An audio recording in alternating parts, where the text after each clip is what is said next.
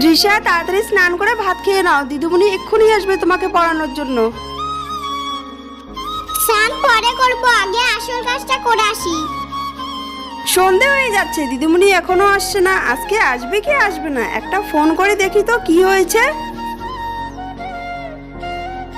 Hello দিদিমণি, এত দেরি হলো, এখনো আসছেন না আপনি? দৃশ্যা আমাকে বললো আপনি নাকি খুব অসুস্থ, হাসপাতালে ভর্তি আছেন, তাই আমাকে কালকে যেতে বললো। আচ্ছা ঠিক আছে।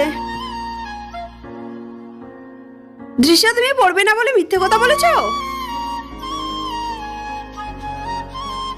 দৃশ্যা তুমি দিদিমণিকে কি বলেছো?